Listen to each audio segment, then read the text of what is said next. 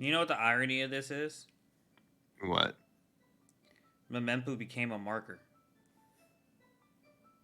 Well, she wanted to become a marker.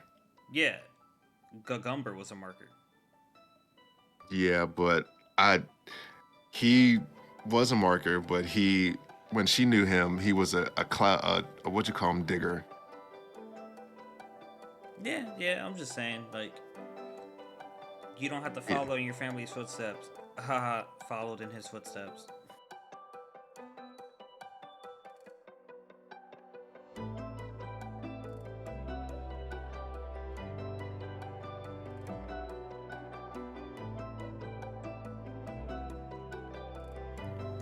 Ladies and gentlemen, welcome back to Herbal Synergies, the shop. I'm your host, of course, Senji, and my co-host with me, as always, Bay. You wanna repeat that, Irby? I said, "What up?" Okay, because you did not come through the first time. You didn't come through the first time. Whoa. Okay. Shoot. Someone woke up on the wrong side of the bed. Yeah, it'd be like that some days. Most days, 366 days a year. Damn. Well, just know you can't blame it on how early we're doing this, because I asked you what time. And he was like, Huh? nah, dog, just pick a time. I was like, I bet. Well, you picked the time. You gotta do the crime. I don't think that's how that goes. But how you doing, Irby? Yeah, I'm all right. Hanging in there. Enjoying this snowy day. You guys getting a lot of snow? Oh yeah, we got 3 feet of snow, baby. I prove it. Shh. Maybe I will. Maybe I won't. Yeah, Maybe you it's ain't get three. You ain't get Maybelline. no 3 feet of snow. Yeah. No, it flash melted overnight. Okay. Flavor of the week. You got one? I do. Let it rip. Like a I'm gonna Beyblade. go.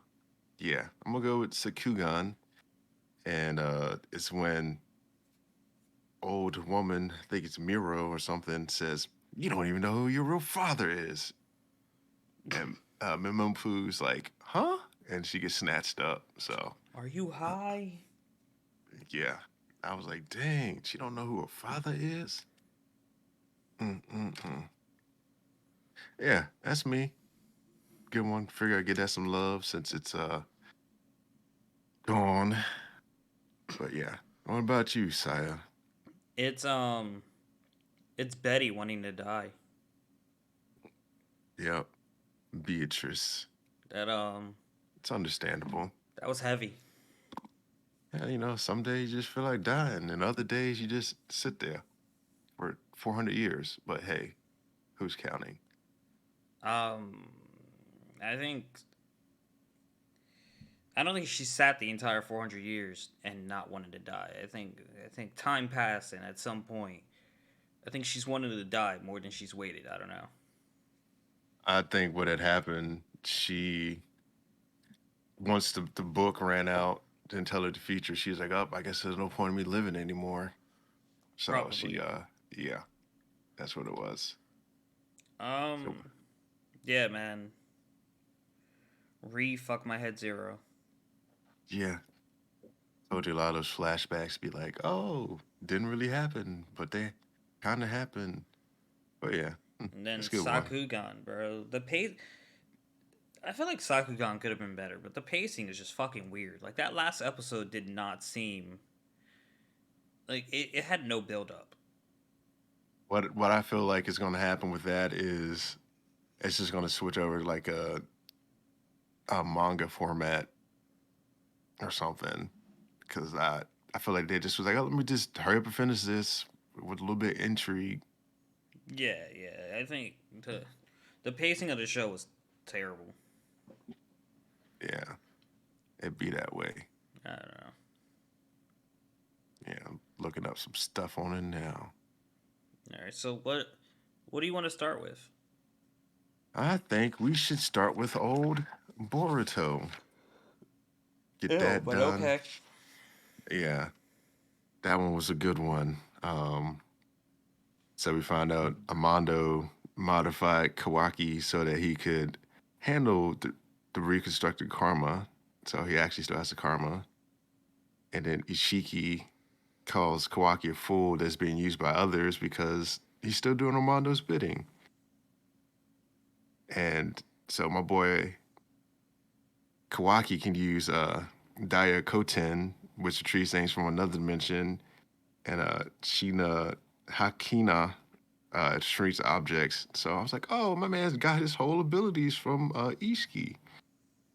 And Kawaki starts fighting and talking, and they say, oh, he's like, I'll do what needs to be done for Naruto. I'm like, okay, my man loves him some Naruto. And Kawaki and possessed Boruto fight, and Karaki hits him with some chakra rods and almost kills Boruto with an attack. And then Naruto saves him, and Kawaki's like, he's like, I'll do what needs to be done, and da da da. And he's like, Boruto is just demon targeting Naruto's life. And then Boruto comes back in control, and he had a last resort plan, and the plan was to kill himself. But this is the part where I was like, really? This is how you gonna kill him? Kawaki spears Boruto through the stomach. And I'm like, why not just chop off the head if that's what you're gonna do? Making it last longer and shit. Yeah, I'm like, you could have ended the whole Boruto series right here. And this is how you choose to do? Stab him in the stomach? Anyone can come back from that. Especially with the power of the Otsutsuki clan. So I was kind of upset with that. Mm-mm-mm. Yeah, could have just killed him. Could have ended my misery, Boruto, but no. This is what you do. Yeah. So let's do Dragon Ball Z, then we'll come back to Jujutsu Kaisen. But there's not much to talk about in Dragon Ball Z. What? I got a whole bunch to talk about. What do you mean? It's just fight, fight, guy goes berserk and gets more powerful. Nah, it's very interesting the way they fight though.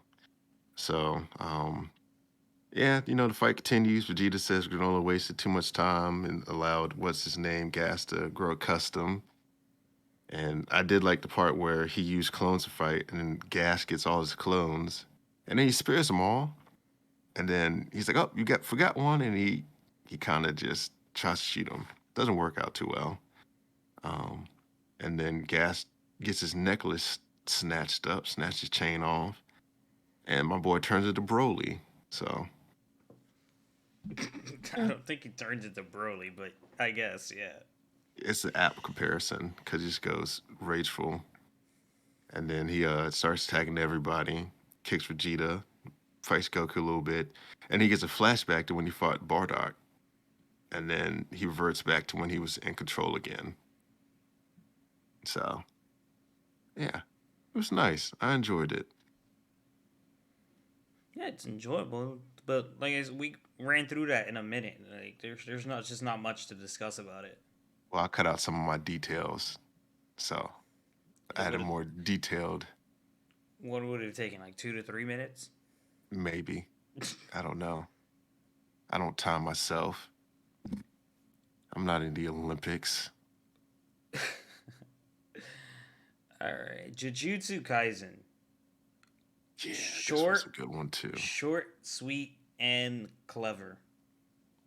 Yeah, yeah. This one was interesting too because we find out the what actually happens in Megumi's domain, and apparently, he's under a lot of G forces at all times. Yeah, he So carries all the weight of his like everything in his shadow, yeah, and my which sounds man, really inconvenient. it does, but you gotta. I guess that's kind of, if you think about it, that might be how he got his powers from it. He's somewhat like his father because his father had great physical strength. So I'm like, huh, I could see it. Well, yeah, in a way, he's always weight training, but like, here's the question now: if uh Fushiguro was to release all the weight he carries, how fast and strong would it be? I don't know. That's very interesting. He might be real strong and real fast. What if he? I don't think it'd be Itadori's level of speed or what power or whatever. But yeah, so yeah, my man dropped a horse on Reggie and broke his fibula and heel. You mean the R- elephant? Yeah, elephant. Um, so he started an ace card and Reggie's like floating in darkness, but he uses the card to get himself out, and he drops House of Megami, and all of a sudden he's now drowning, which is big brain because Megami released the domain and made him break the pool. So then he got all his receipts wet, which is cool. And now it's just about a fisticuffs. And then the dog comes back that he thought he destroyed, and he's like, "Oh, a sorcerer is just nothing but a con artist." I was like, "Ooh, that is one," because you're always bluffing and playing games. I was like, "That's a nice one." Yeah, but like he's the one that assumed. Like you were prepared for it. You just weren't prepared. It was his fault for assuming it wouldn't be the dog. Yeah, But I don't know. yeah, Megami has interesting abilities. I do. I think he's the best character other than Gojo, but he's OP, so the best regular character so far. Unless you get an ability, and I'm like, damn, he overpowered too. And I think Reggie finally confirmed that like yeah, his ability is just to bring out what the receipt says. Yeah, Because for what you think it was before, like he draws something on the receipt or some shit. I mean, you print something, you write something out, and you print it, and then it just comes to fruition. Yeah, no, I think it has to be like purchased or something because they're receipts. Yeah, I mean, you write receipts by hand sometimes, don't you? When your system go down. Yeah, but just because I write a receipt doesn't mean like you actually paid for it. I think these are things that were bought. They might not be I his mean, receipts, but I think these were things that were bought. shoot, a receipt's a receipt, my brother. But yeah, so I was like, huh, okay, yeah, good fight, liked it, enjoyed it, excited to see what he does next. I'm excited to see Yuji again. I don't really care about him. Wow, the main fucking character, the guy suffering the most. He do it into himself. He ain't doing it to himself. He's a good He guy is. possessed by a demon. All he had to do is be like, hey, I ain't killing people. Keep him moving. That's all he had to do. Know he was possessed. I'd be like, okay, yeah, that wasn't me. That was Sakuna. It was Sukuna, Mr. Krabs. He was number one. Exactly. But yeah, so I ain't mad. I'm enjoying making me screen time. Hey, Sakugan or Tower God? That's well, Do I'll we do have? Sakugan I was because like, do that's we have anything other than the last three? nope. That's it. All right, Sakugan. Okay, episode 10. Yeah, episode 10. My Tony. So they're rescued, and Mim Mimimpu is enjoying the ship. Well, hold on. Just for the record, everyone, I would like to note that episode 10 and 11 seem to have nothing to do with the way the show ends, the season ends. I mean, episode 10 a little bit because they build a bond. They kind of like brings their bond into fruition, but like 11 kind of breaks that flow. But go on. Yeah. So they get rescued, and Mimimpu's join the ship, and they're talking, and like Zach and Yuri is kind of like, oh, sneaking around the ship, and then Neroro is like, oh, I'll clear your bounties for you, and the criminal records. They're like, oh, yeah, that kind of power, and so he did it. And so then they talk some more, and they get lectured about things and the problems that arise from the great disaster, because I think the world's falling apart. Uh, and then he tells them about the Shibido, and they're in the name of liberation for the masses. And then so he takes them to the lab, and he starts talking about DNA and preserving and salvaging the world, and he talks about Guggenberg and like the values of like family and what they do, and this is all brought on because it's called the capybara. So and then they talk about parenting styles and nurtures, and Guggenberg's like, just they figure it out on their own, and then he's like, you don't want to have a hand in growing this and that and the other, and he's like, no. But meanwhile, Memimpu's like reaching for something, trying to get up there, and she can't reach it. And Neroro goes over to help her, and he's like, Goggenberg's like, oh, you'll see that she doesn't want help or something. And then she's like, oh, thanks, Neroro. Which I was like, dang, that hurt me. So, and then later on happens, they do some stuff, talk some more.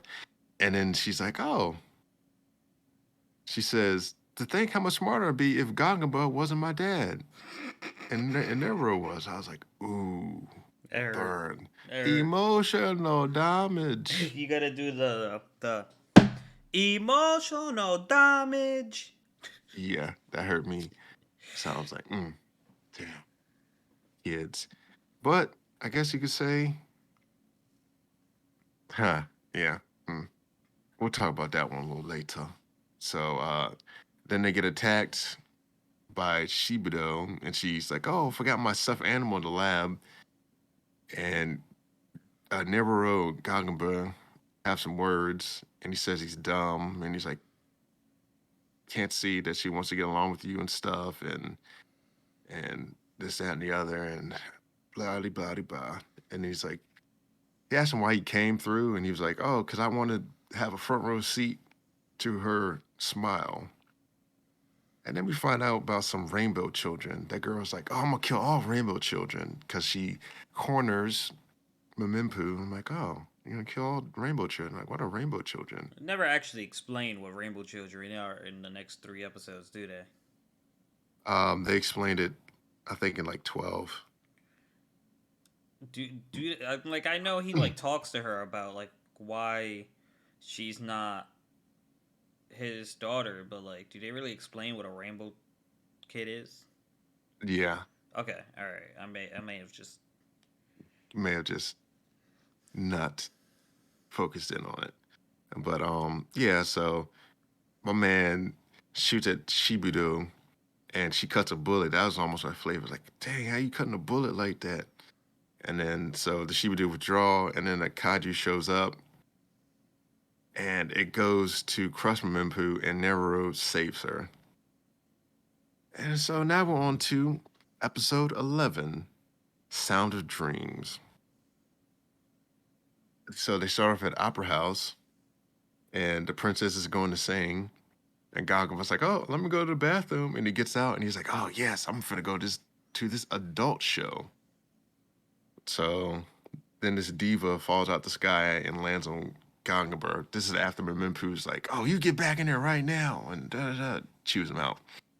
So the lady's like, "Oh, I don't want to go to there today. I want to run away." So they run away, and they think that Mempu and Gangaba with Shibito. stole, yeah, stole Senna, which I kind of feel like this is I had a reference to Finna here, because uh, Senna likes to draw pictures, and Finna was drawing pictures when she was imprisoned, but Senna's not actually imprisoned, so she draws pictures of what she wants to do for the day, and they run around and do that for the day, and they get spotted, and they run again, and then they end up on the playground with some kids, and she asks her why she just doesn't quit if she wasn't happy. And then the kids was like, "There's no way you could be this Siva lady, hang around some sketchy old dude in a munchkin."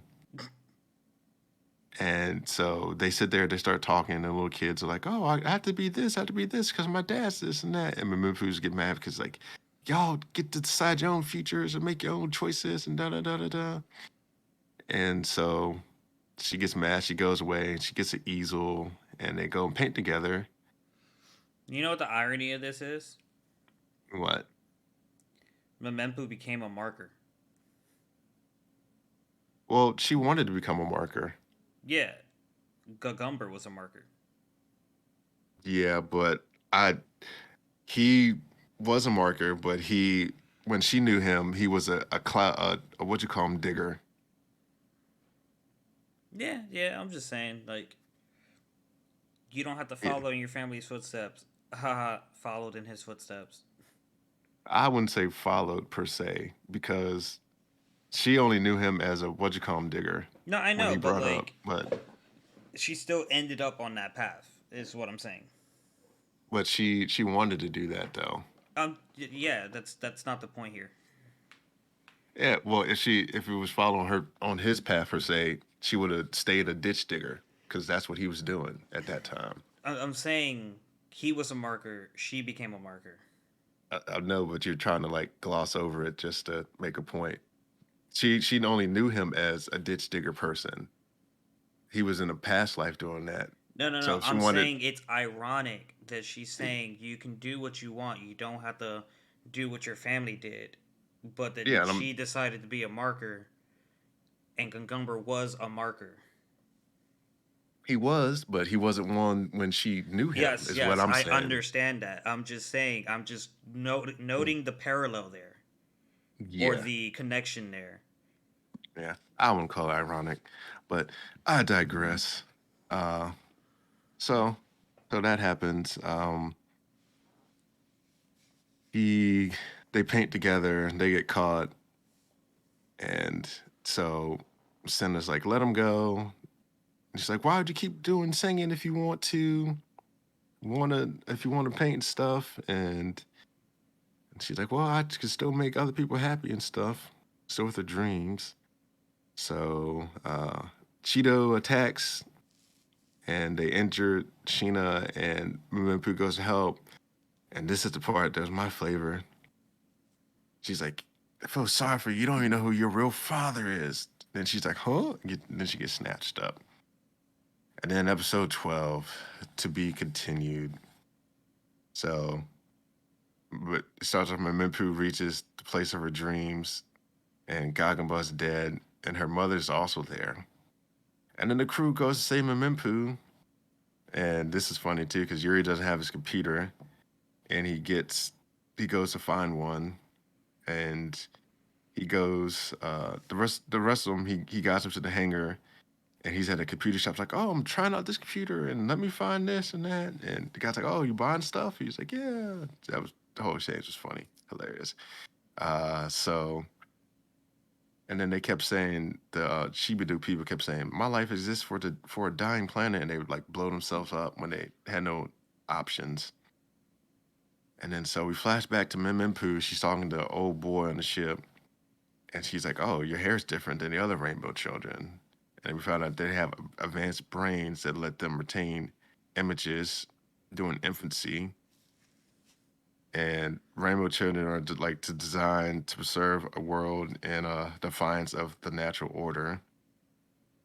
And he says rainbow children just cause suffering. And Goggenberg shows up to save her, and he fights, and he gets beat up pretty much. And then the animus drips on Mempu, which I thought this was a nice touch because in the early episode the suit was almost all destroyed. So, but apparently she didn't even need the suit because she's a rainbow child. So then she has the inner monologue. She's like, dreams are dreams because they can't happen or something. And then she's like, "Okay, I'll go with you, person, if you don't hurt Gaggenbra." And Gaggenbra's like, "I don't care. I just want to be with you." And it was all lovey-dovey, not lovey-dovey, but like heartfelt moment. And he's like, "I just want to be with you on your journey." And she's like, "We're not even family." And he's like, "But I'll always be your father, and you always be my daughter." And then so they head to the tower. After the rainbow capture guy's like, "Up, I'll just let you go. Feel sorry for you for right now." And so they stop them from the tower. Everyone gets Memimpu gets merits, while everyone else gets warrants, and they run away in the sunset. Not much there, but thoughts, concerns, Um, questions. I have many concerns. The pacing, the the jump in the story, the fact that there's no introduction to the villains. What makes her an actual rainbow child? You didn't really explain that to me. Yeah, they were designed to preserve the world in defiance of the natural order. Like they were made like how they keep destroying all the energy and stuff because the planet's dying anyway, and the Rainbow Children are able to do feats to keep the planet going. So Shibitu wants the planet to end. Pretty much. Um,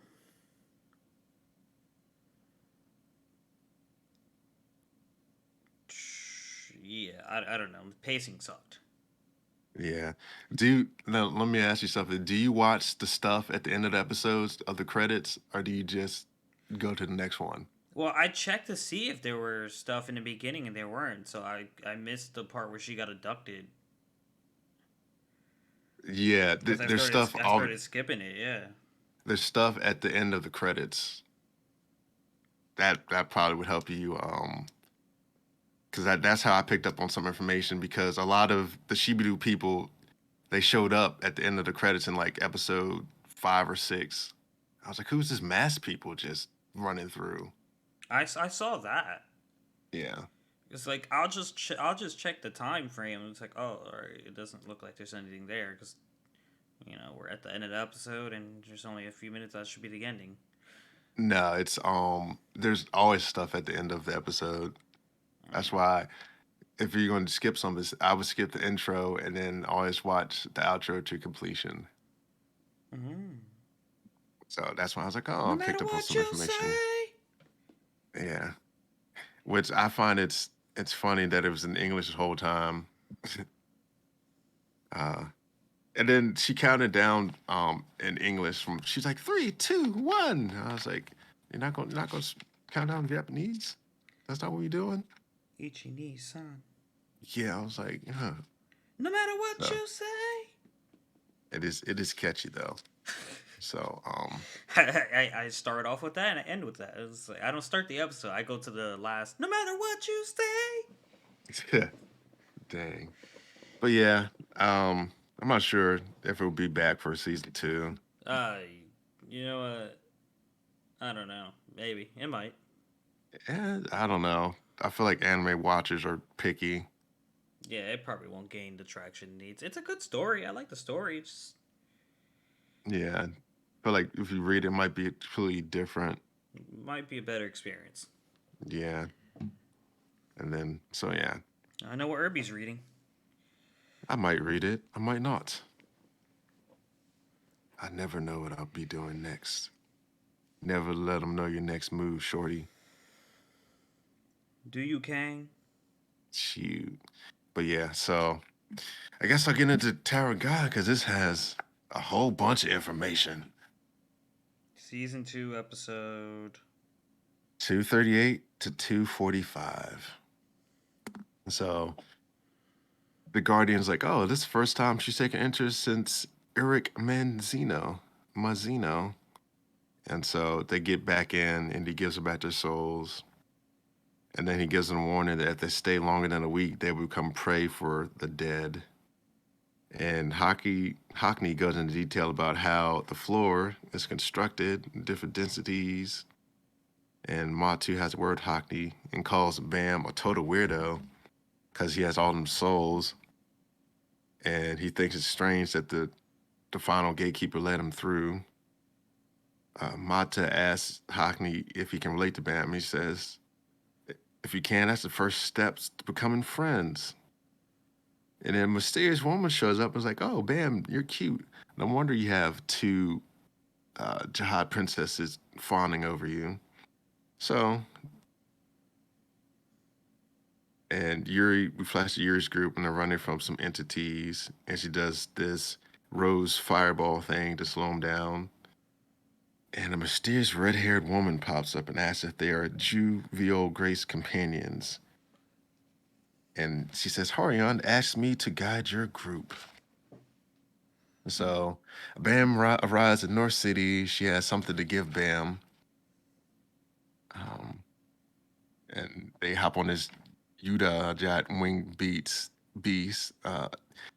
And then we find this Garam Jihad. She went missing with 2 of the 13-month series.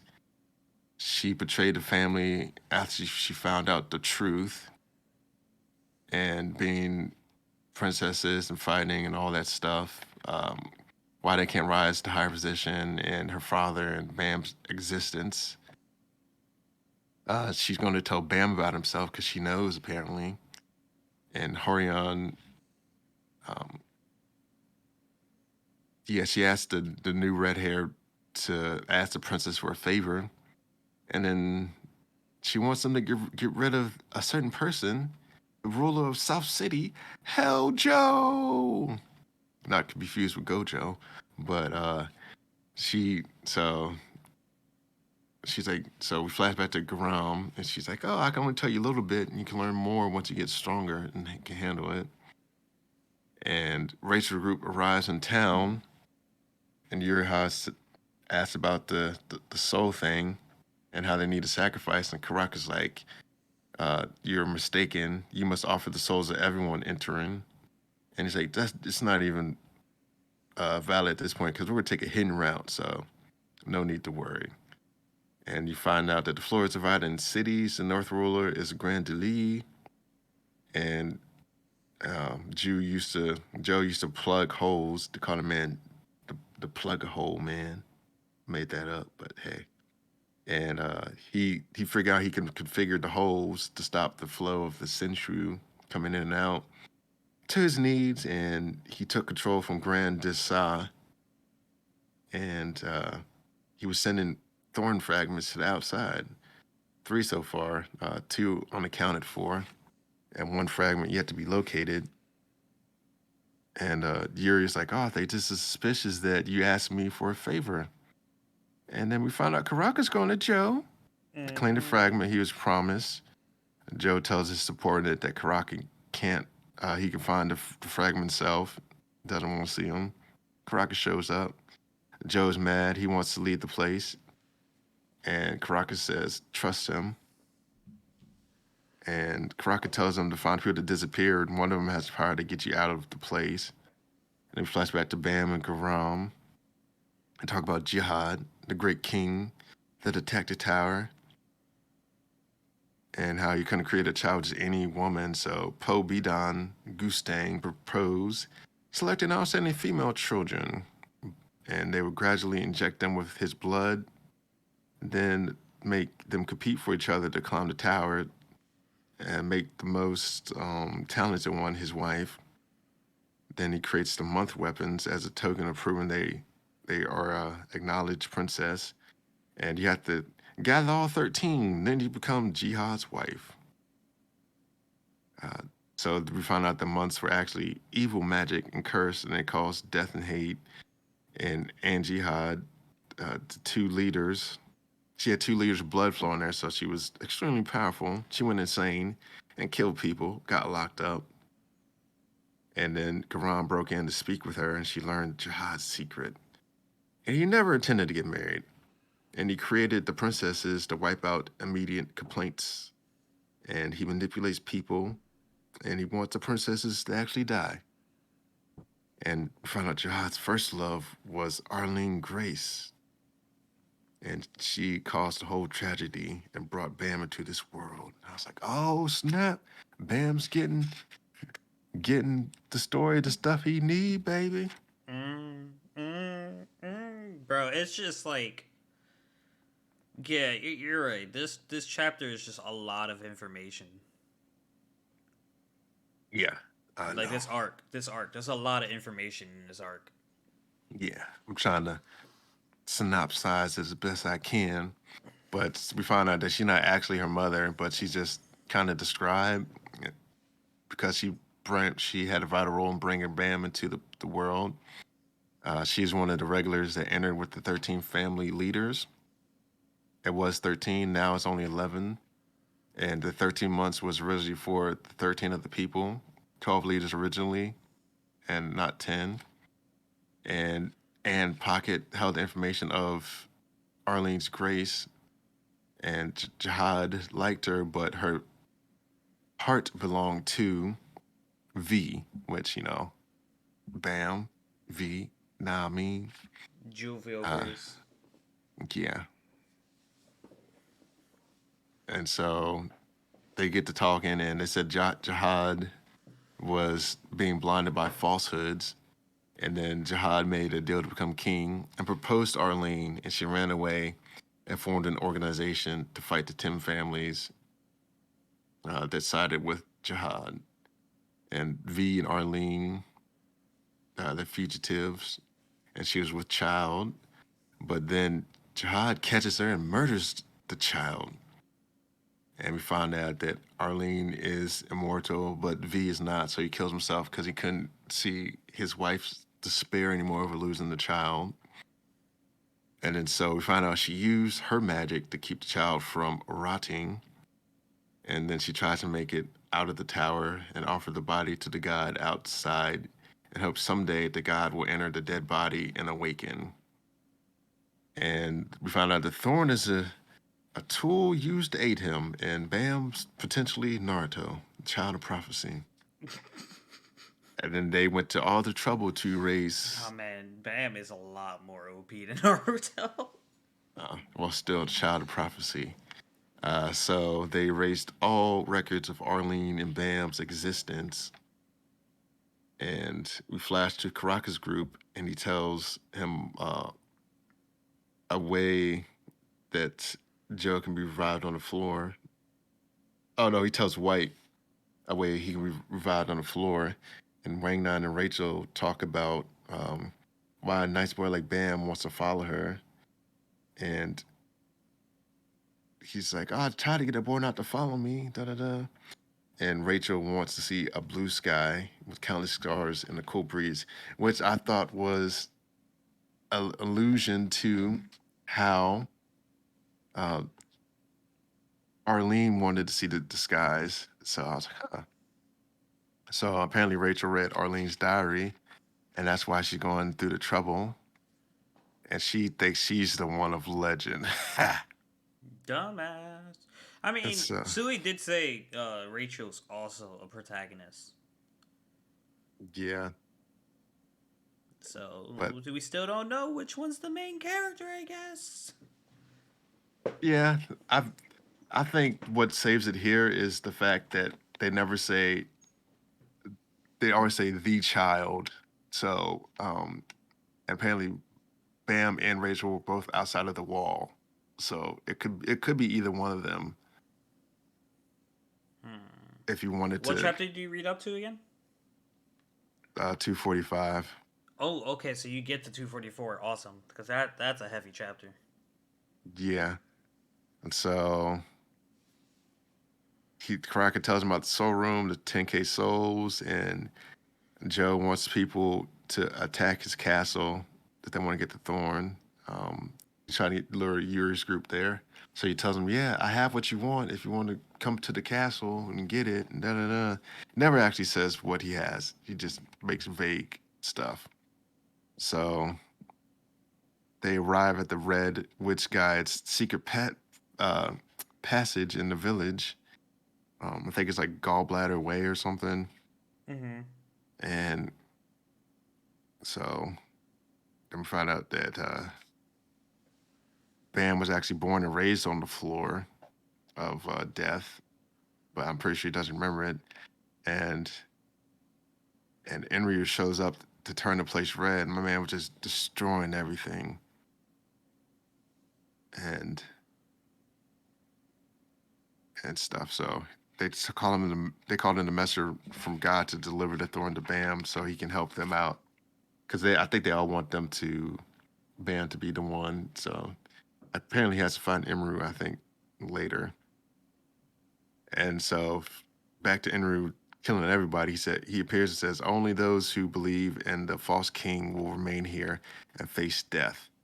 So people flee, and then the loyal followers try to attack. Loyal followers of Jihad try to attack, and he makes it rain on them, turns it red. And then the test administrator comes, and he was defeated and put to sleep. And rumors started of a divine thorn being able to kill King Jihad, and Anryu hid it in the place, then disappeared. Which all of this is just lies. So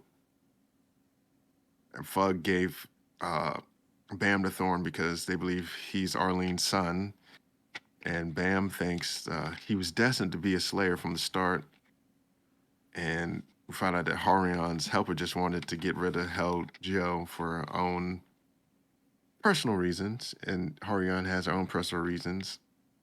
And then I like this quote here: "Gods have the ability to predict are just uh, regular people." And the guys have to go through a pilgrimage that go on the floor of death, and memories are passed down through the Red Witches. And so when the rumors fly, they killed everyone that was on the floor of death at that time that viewed Inryu. So that's how, and the Red Witches were only safe because they were in that gold bladder type building. Yeah, keep rumors from spreading. And they found out a way to keep people living forever by taking their souls so they can't leave. And then Joe wanted to leave, and he got a guide and forced her to look for the thorn, but she refused, and he took her vitality, and she died. And the guy was like, "I'm not supposed to die here. This isn't my destiny." And Joe killed her anyway because he wanted to, because he was mad he didn't get help. And Joe's a fine destiny. So Joe makes his announcement again, and Garam is lying. He's like, "Oh, Joe's lying. She knows where the last fragment is. It's in the spirit room." And Grand Dijon guards it, and he will test Bam's power. And he passes the test. He gets the fragment. And Bam goes, and Hockey's like, "Oh, I'll go with you too. I have a feeling I'm supposed to be in there with my painter or something." And so that happens. Yuri and Evan shows up at the castle. Fight starts. The plan is in motion. And we find out Yuri's weapon can kill people guarding the castle. The plan, uh, they plan to help Grand decide escape from the castle. Yuri needs to ignite her weapon, but she never actually ignited her weapon before. So I was like, "Oh, got to do something you never did before." But she turns out she ignites both, and I was like, "Ooh, okay." And they're like, "Oh, you can't handle that much power." And they're like, "Yeah." She's like, I want you both." And so they tell me you only have one at a time, or you go mad. And I haven't know about Uram Jihad. And she's like, I couldn't tell her that whole story. This is Garam. So yeah, she's good. Yuri's going berserk. She's attacking people, killing people. Then we flash to Bam. He's in the passage.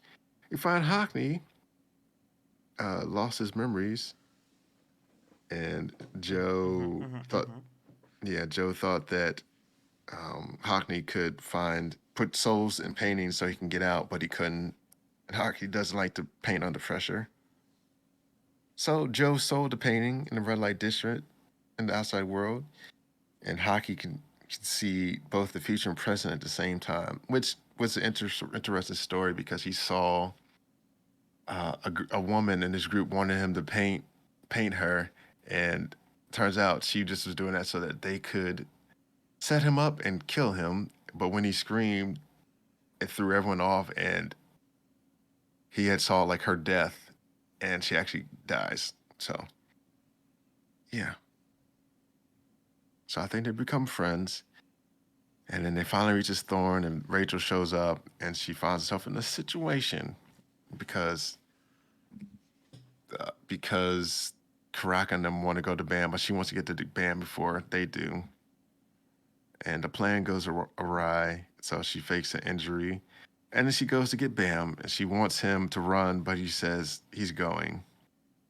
And my man Bam breaks the lighthouse. I'm like, okay, go Bam.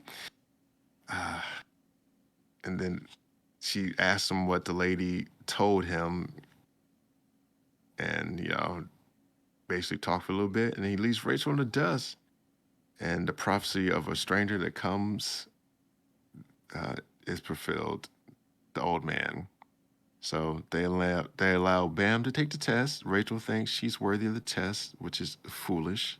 She's not. And Bam's like, "Oh, just let her take the test with me." So, and the guard's like, "I don't know. I sense evilness from you, and chaos emanate from your soul." So then they have to punish Joe and rescue his brother. And Khan enters the castle, and the plan continues. And yeah, they find out they're using. I think Joe has this thing that yeah, they're using Bam because Joe has a device that or being that allows him to devour immortals and to grow. It's like his nourishment. And that's pretty much it. Not too much there. And we flash to back to Uriha, and Karaka's torturing her. And my man Ulrich Manzino shows up. It's like, oh, I'm here. Time to save everybody. And that's it. Right there. Okay, Finished it all. so just to go back a little bit, in that brief moment between Rachel trying to stop Bam and them taking the test, Rachel actually like said a lot to Bam that like even Hockney and the other guy was like, "Yo, you okay?" Like she said some fucking heavy shit, and poor Bam was like, "I'm fine," but like he turned around and he just started crying, but like kept moving on because Bam's like, "I gotta get through this. I have to find out about myself and blah blah blah." Yeah, I ain't want to show my boy being sad over an irrelevant person, but hey, Nah, man, it's all part of his character development. nah, I don't care. My Damn. man, it's my character development. We just waiting for that character to develop, my boy. It's developed. Okay, We want re another Okami. fucking zero. Let me scroll up. Let me scroll up. Okay, all right.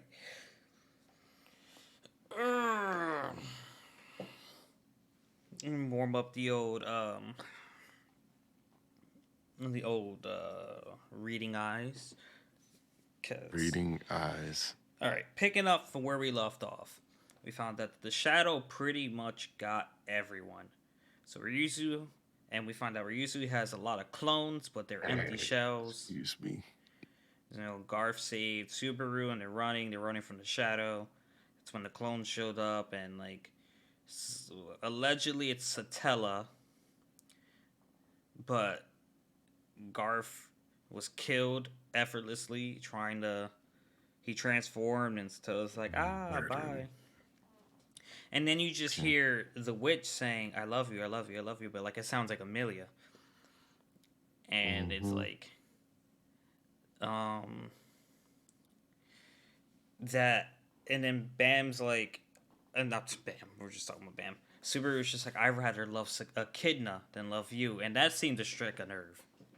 I was like, ooh, okay. And I do think it's worth mentioning. He was like, I can't love you because the top two places in my heart are already taken or something. yeah, I was like, Amelia, Rem, and then if there was a I'm like, corner that could love, and he'd rather love Echidna, which it's is like, now questionable by the third episode, but we'll get there. yep, Um, so Subaru actually was able to commit suicide. The handkerchief turned into something sharp and solid. Thanks to Echidna, and Subaru was just like, did Echidna foresee all this? yes. The When answer he is yes. and it actually did look like Amelia was being possessed by, I guess, the Witch of Envy, or I don't know. Yeah. Um, Subaru was scared of hell of Amelia at the moment. Like even trying to touch her, he was shaking, to the point where Amelia actually put aside her own fears out of concern for Subaru. Subaru got Ram to stall Garth for 10 favors in return, but that didn't seem to work out because Garth still stopped him. Um, when oh no, he's not leaving at this point. Never mind. When Subaru got swallowed up by the shadows of the witch, he actually experienced all of the memories of the people who got swallowed before, so he knew what ruins to look for, and he found Ryuzu's main body. She called him the Apostle of Greed. Yeah. And I just what sin was Pedagoose calling Subaru? It was pride, wasn't it? Yeah. Okay, never mind. I was just like, I for a second I was just like, wait, was that what Pedagoose was calling him? Because we keep calling him different sins. Yeah. So I was wondering why the only one Ryuzu clone could talk, and it kind of like Ryuzu kind of explains it. Like Ryuzu's the experiments of echidna searching for a way to be immortal, um, and Talking Ryuzu is now 400 years old, which will come up again later. I will remember to bring this up later. Subaru can command the Ryuzus because he is the apostle of greed, and he has ingested or ingested her bodily fluids. And we find out that the talking Ryuzu likes to maintain her individuality, which is why she drinks tea and things like that, and goes by a different name. Yeah. She has a different last name. She calls herself. Otto was concerned by about Subaru, but he just teased him, and they went to sleep. Subaru said something to Garth when he was trying to leave, and convinced Garth to let him go. I don't know what it was, but Subaru goes to the mansion, and then he convinces Federica and Petra to leave. End of episode. So, what were you thinking? Anything up to this point? No. I did have a note here that we kind of find out Ryushi was supposed to have been Garth's lover, which was I was like, that's weird. But hey, Okay, you do you. But yeah, no, I wasn't thinking too much of anything. I was like, huh, that sounds cool. And this sounds cool. I Mm-hmm. figured he's gonna die at some point again. All right. So So next episode, Subaru goes and talks to Betty, and like he takes the book out of her hands, and the pages are blank. And I was wondering if Subaru was trying to break her binds, but we find out that Betty doesn't even want to live anymore. She's been waiting for someone to free her. Betty spent 400 years fulfilling that contract, and I was just like, well, is there a connection to Betty's 400 years doing that contract and Ryuzu's 400 years in the sanctuary? Like, I haven't found the connecting pieces yet, other than Echidna, but Betty just seems super depressed. Like she didn't even care if Subaru was the person. She was just like, "Please kill me." As a spirit, I can't kill myself. I think she said that she'd rather have him do it. Yeah, so I don't know why him, but like Subaru doesn't want Betty to die. Betty wants to die, and here comes Elsa talking about she would like to be the one to kill Betty, and there's a bigger group to take care of the villagers. And it was just like, what? Yeah. What? And then I was questioning. It was like, wait, Subaru seemed like he came here fairly quickly. Why is Elsa already at the mansion? I don't know. Sure. Yeah. Yep. Um, but then they start to run, Super uses smoke magic, blah blah blah, or it might have been Betty that used the smoke I magic. think she said something, and then like it activated Subaru's smoke magic, and I was like, oh, so Yeah, you just controlling people? yeah, and then um, they run away, and then we run into the little girl from season one, who's actually a mob beast tamer. So allegedly, she was the one bringing all the mob beasts to the village in season one. Yeah, Um, and after learning about the book for Betty, I wrote a little note and it was just like, does Betty talk the way she does because the book no longer tells her the future? So like probably. she's just like, I suppose, I suppose, because like nothing she says can be concrete anymore. Yeah, Um, but Elsa and Betty get into a fight. It looks like Betty takes care of Elsa, but Betty actually got finessed, saved Subaru, pushed him out the way, and got stabbed.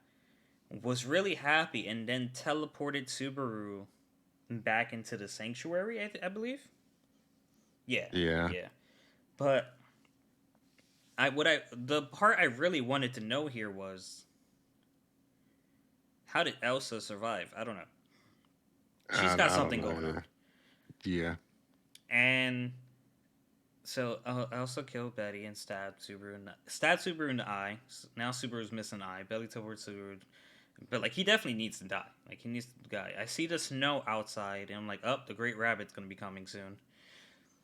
And he goes into the thing, and Amelia already seems possessed. yeah. And I'm not sure how she's getting possessed at this point. I'm just like really confused. I'm like, what's going on?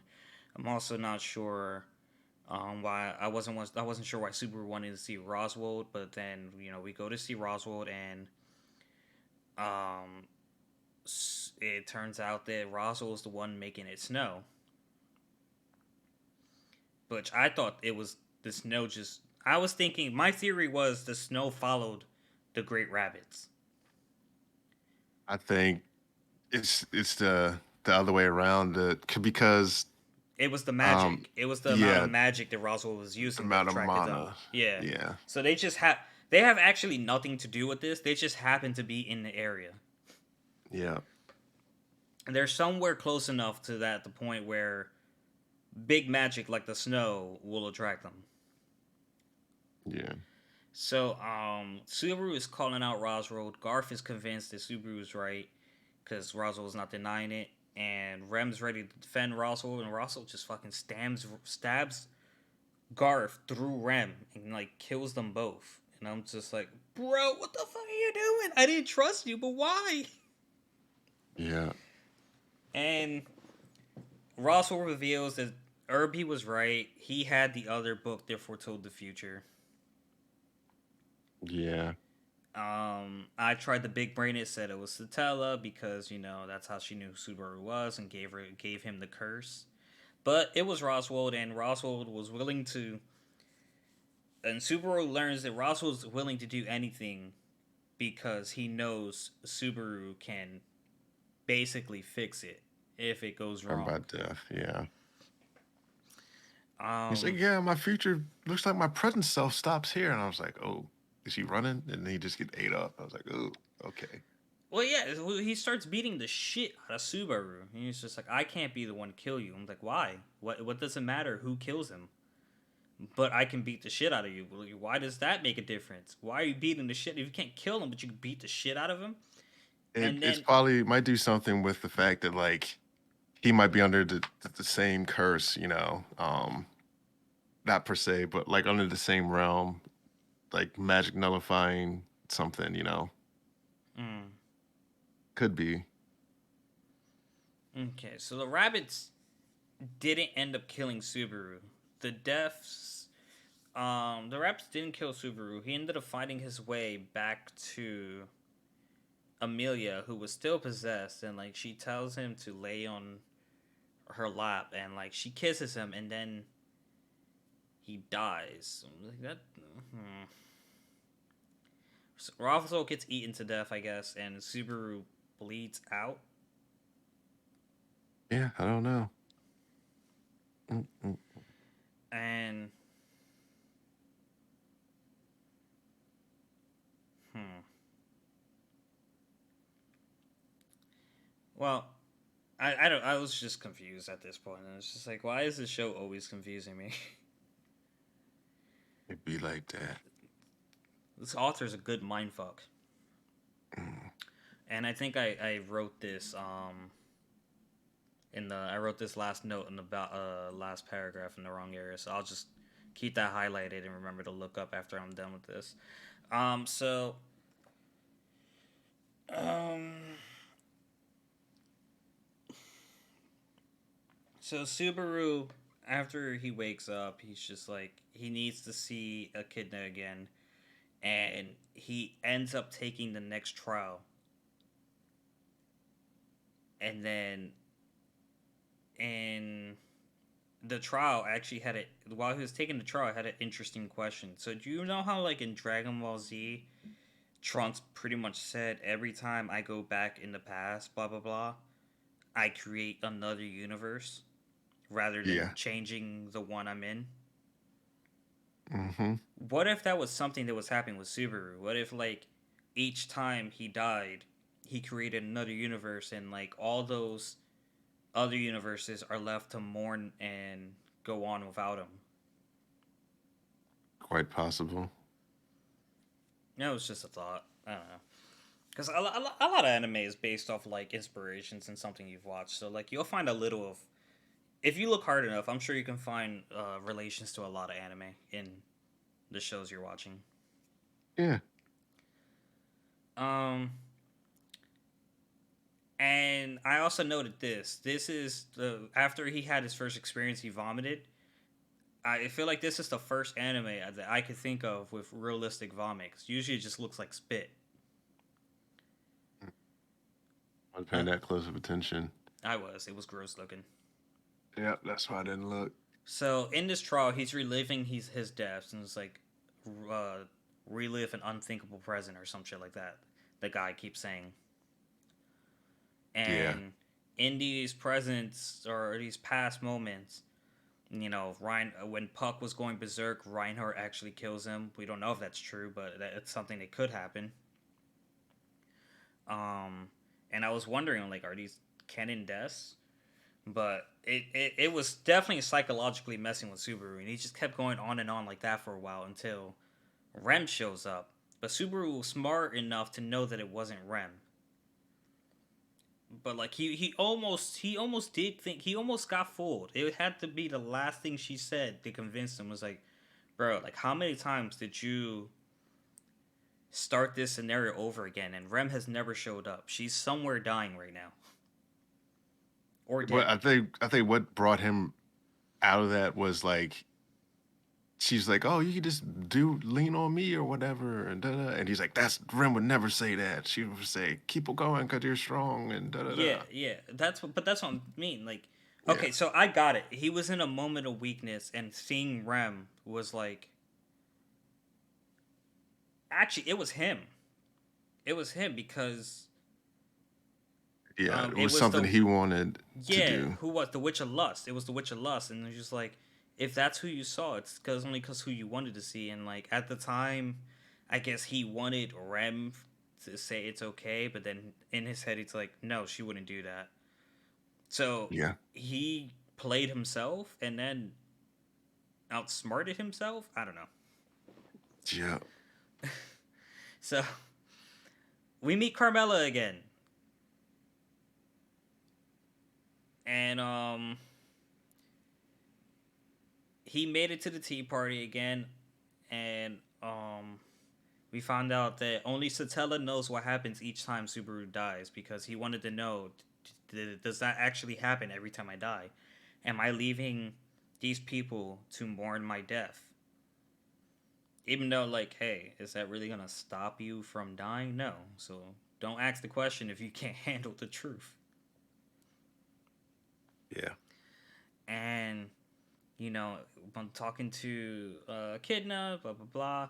Echidna decides she wants to form a contract with Subaru, And Subaru actually considered it and said, okay. She got so freaking excited. And then the Wrath Rich came out and was like, hey, I'm not going to stop Mm, this, but she's not being honest with you. And then all the other witches came out and was like, hey, she's not telling you, she's telling you the truth, but she's not telling you all the truth. She's not telling you the downsides. And like, because she's the witch of greed, it makes sense that the counter, the side effect of the contract was like she wants to also experience everything he's experienced. Like she wants the information. She's the witch of greed, and like Subaru, before he made his answer, he asked her one thing: like, do you know Beatrice? Who is the person that's supposed to relieve her? And she's like, I don't know. The test was to see how long she would wait and who she would choose. And Subaru gets pissed, and he's basically like, I'm not forming a contract with you. I'm forming a contract with Betty. And then Satella shows up. And it's just like, oh shit. Half the people here are happy to see her. Echidna's definitely not happy to see her. yeah, I, I think it's interesting. Like she didn't know, but Oswald was like told Subaru to tell Betty, it's like I am that person, which all makes sense Mm-hmm. because maybe his book sees the future still, but hers stopped. I don't know. It's But, crazy. well, yeah, but like, so, like, he does know about the contract. Roswell clearly knows about the contract. But Echidna, being the person who gave her the contract, there is no actual person for Roswell to know. It's just like Betty has to decide who's worthy. And at this current point, she doesn't give a fuck if Subaru is worthy. She's like, free me or kill me. Pick one. Yeah. I don't know. Mm-mm-mm. I'm really enjoying ReZero. It's like one of my favorite anime we've watched since we started this, if not my favorite. Word. That's nice. Yeah, I gotta Do-do-do-do-do. collect more of the manga. But anything else you want to know, Irby? Nope. Got nothing to note. We get to actually have a conversation with Satella next week. Maybe we will. What if she doesn't talk at all? Yeah, it's possible. Or she just But keeps saying, I love you, I love you. but this is the 48th episode of Herbal Synergy podcast, and as you guys know, in 2 more weeks, it's tournament time. We have to decide what we're doing. We'll probably have a concrete answer for you on the 49th episode, which is next week, and then we will find a way to give Irby a fighting chance. Nah, tournaments are dead to me. Hey man, you've gotten close. Nah, it's dead to me. You've gotten closer to me last tournament. Dead. And I didn't have a person in the semifinals. Did I have a person in the semifinals? Yes, How do you know? because that's the way it always goes. Nah, you're just saying that now. I'm Nope. pretty sure you made it to the finals. I did not make it to the finals. I'm, I've pr- never made it to the finals. I'm pretty sure you made it to the finals. Nope. But I will go back and watch episode. What episode? 40? You would do it and you'd be disappointed because What episode are we on? Hold on. Hold on. Yeah, episode 40. you'll be sorely mistaken. Then I'll apologize next week. Alright, And guys. I look forward to hearing. Alright, guys. That's going to do it for this episode. Thank you so much for watching and listening. If you enjoyed, like, comment, subscribe, and we'll catch you next week. Peace. Peace.